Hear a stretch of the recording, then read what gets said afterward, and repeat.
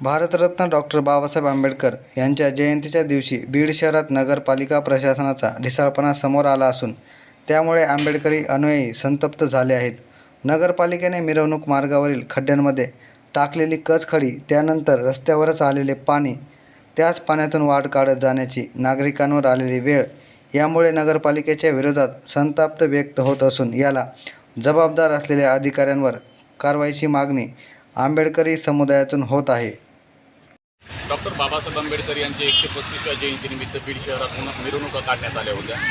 मिरवणुका नगर परिषदेच्या समोर आलेल्या असताना या ठिकाणी अचानक पाणी नालीतलं घाण पाणी हे रस्त्यावर आलं आणि घाण पाणी रस्त्यावर आल्यामुळं या ठिकाणी जे भीमसैनिक असतील, महिला असतील, लहान मुलं असतील, ज्येष्ठ नागरिक असतील यांना ये जा करण्यासाठी अडचण झाली आणि भारतीय संविधानामध्ये नमूद ज्या काही मूलभूत अधिकार आहेत त्या मूलभूत अधिकाराचं हनन झालं, या ठिकाणी उल्लंघन करण्यात आलेलं आहे.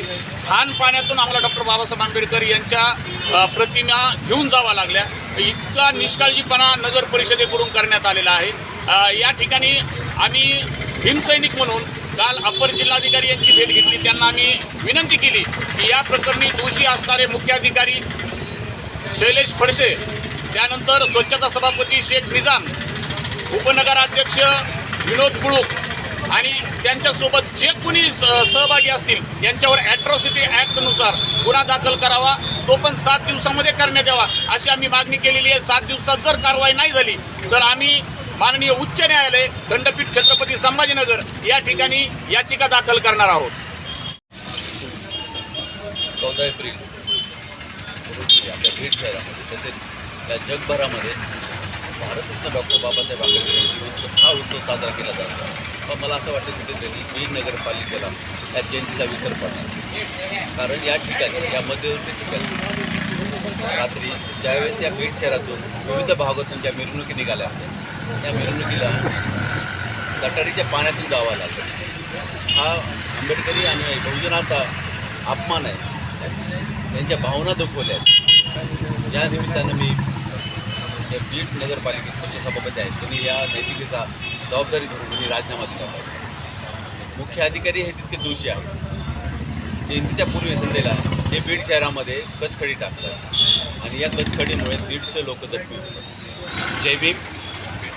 त्या दिवशी नालीतलं पाणीच नाही तुंबलेलं, सगळे गटार सगळी रोडवर होती आणि त्याच्यामध्ये आमचे लहान लेकरं गेलेले आहेत, महिला गेलेल्या आहेत आणि बाबासाहेबाची प्रतिमा असणाऱ्या गाड्यासुद्धा गेलेल्या आहेत.